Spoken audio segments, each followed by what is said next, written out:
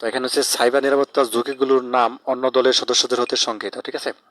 তো তোমাদেরকে একটি অর্থাৎ ষান্মাসিক মূল্যায়নের সময় একটি প্রশ্ন করতে পারে যে অর্থাৎ নিজ এলাকার হচ্ছে সাইবার নিরাপত্তার ঝুঁকিগুলো যে অন্য অর্থাৎ নামগুলো একই সাথে অন্য দলের সাথে দলগুলোর সাথে সংগ্রহ করতে হবে, ঠিক আছে। অর্থাৎ সাইবার নিরাপত্তার ঝুঁকিগুলোর নাম অন্য দলের থেকে নিয়ে তোমাকে হচ্ছে লিখতে হবে। তো এটি হচ্ছে প্রথম কাজ। তো এটি হচ্ছে তোমাদেরকে দেখো যে কিভাবে উত্তরটি করা হয়েছে। তো সাইবার নিরাপত্তার ঝুঁকিগুলোর নাম অন্য দলের সদস্যদের হতে সংগৃহীত। তো এখানে সাইবার স্টিং 2 জন, ঠিক আছে। ঝুঁকি নাম্বার 1, এটা হচ্ছে 1 দেওয়া আছে, তার মানে হচ্ছে ঝুঁকি নাম্বার 1 সাইবার স্টকিং 2 জন আর কি, এবং ফিশিং এ 3 জন ঝুঁকিতে রয়েছে, এবং হচ্ছে 3 নাম্বার ঝুঁকির মধ্যে রয়েছে ফেক সোশ্যাল মিডিয়া অ্যাকাউন্টিং 1 জন। তো এইভাবে হচ্ছে আমরা সংগ্রহ করলাম যে আসলে অন্য দল হচ্ছে আমাদেরকে 3টি ঝুঁকি দিল নাম, এবং 1, 2, 3, আর এগুলো হচ্ছে নাম, ঝুঁকিগুলোর নাম। আর কয়জন হয়েছে নিজ এলাকার মধ্যে? 2 জন, 3 জন আর 1 জন, ঠিক আছে। এই মোট 6 জন হয়েছে।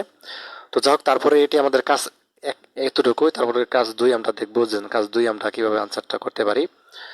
কাজ 2 এর উত্তরটি ক্রমিক 1, 2, 3 এভাবে, এবং হচ্ছে সাইবার নিরাপত্তার ঝুঁকি আমাদেরকে একটা পাই চার্ট আকারে হচ্ছে মূলত হচ্ছে শতকরা বের করতে হবে। তো প্রায় আমাদের হচ্ছে কমিক রং 1 ঝুঁকির মধ্যে একের মধ্যে কয়জন ঝুঁকি হয়েছিল? 2 জন, ঠিক আছে। দেখতে পাচ্ছ 1, 2 জন। তো তারপরে হচ্ছে এই যে একে হচ্ছে, আচ্ছা, এক নম্বরে 2 জন দিলাম আমরা, এবং 2 নম্বরে ফিশিং এ কয়জন? 3 জন, তাই না? 1, 2, 3, 3 জন আমরা দিলাম, 3 জনের নাম। দেন হচ্ছে ফিক্স সোশ্যাল মিডিয়া অ্যাকাউন্টিং হচ্ছে 1 জন, এই যে 1 জন দিলাম, ঠিক আছে।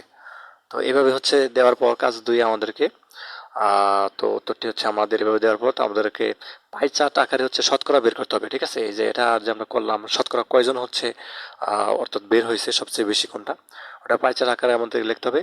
তো পাই চার্ট, তো দেখো ঝুঁকি 2-এ সবচেয়ে বেশি 3%, তাই না?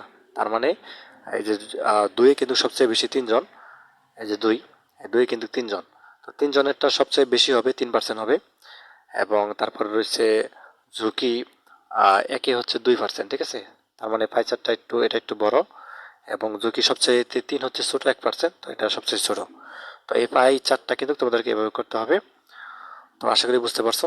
তো ক্লাস 3-এ যে নামটা লিখতে পারি, উপরোক্ত পাই চার্ট থেকে বলা যায় যে আমার নিজ এলাকার সাইবার ঝুঁকি নিরাপত্তার জন্য ফিশিং ও সাইবার স্টিং নাগরিকদের সচেতন প্রয়োজন, ঠিক আছে।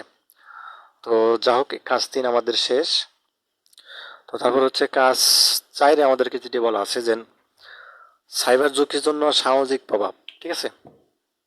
তো এটি কিন্তু আমরা হচ্ছে অ্যাসাইনমেন্ট 1 এবং 2-এ দেখেছিলাম, তোমাদেরকে নমুনা উত্তরে যেগুলো দিয়েছিলাম সেখানে কিন্তু দেখেছিলাম যে সাইবার ঝুঁকির জন্য আসলে সামাজিক প্রভাব আসবে।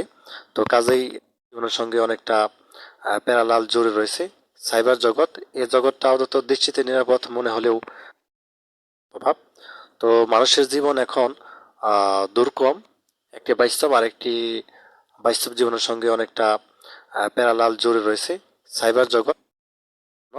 তো সামাজিক যোগাযোগ মাধ্যম, মেসেজিং অ্যাপ, অনলাইন গ্রাম বল বা জোয়ার ফলেও এই যে সাইবার ঝুঁকিটা যে রয়েছে একটা প্রভাব পড়েছে না সামাজিক উপর। তো এখন জন্য তোমাদের হচ্ছে একটু খুবই গুরুত্ব কৌশল, এরকম একটা টেবিল আসলে তোমাদেরকে দিতে হতে পারে। তো দেখতে পাচ্ছ যে নিজ দলের সদস্যদের কৌশল, অন্য দলের সদস্যদের কৌশল, ইন্টারনেট থেকে পাওয়া কৌশল। তো এগুলো কিন্তু আমরা আলোচনা করি, এবং আজে বাজে লিঙ্কে ক্লিক না করা বা নিজের আইডি নিজে চালানো, ঠিক আছে, কথা বা বোলিং থেকে বিরত থাকার কৌশল, নিজের গোপনীয়তা রক্ষা করা। তো এই বিষয়গুলো রয়েছে, এবং তারপর রয়েছে টু ভেরিফিকেশন অন করা, ঠিক আছে। টু ভেরিফিকেশন অন করা, তারপর প্রাইভেসি এবং সিকিউরিটি।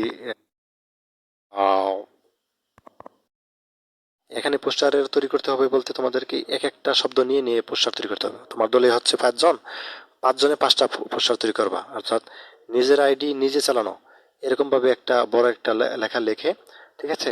অর্থাৎ সবার উপরে শুরু করে লিখে নিবা যে সাইবার ঝুঁকি থেকে নিরাপদ থাকার সম্ভাব্য কৌশলের মধ্যে পোস্টার তৈরি করতে পারো। তো 5 জন যে হচ্ছে যে কাজ 7-এর যেটি বলা আছে যে এই যে তোমরা যতগুলো কাজ করলা, এই কাজগুলো হচ্ছে তোমাদের ভিডিও আকারে স্লাইড শো করে ভিডিও আকারে একটা ফ্লো চার্ট বা তৈরি করতে হবে। তো এটি হচ্ছে তোমাদের হচ্ছে শিক্ষক। আমি যেহেতু জাস্ট একটা নমুনা উত্তর দিয়েছি, কাজে তুমি একটু খুব সুন্দরভাবে একটু বুঝে শুনে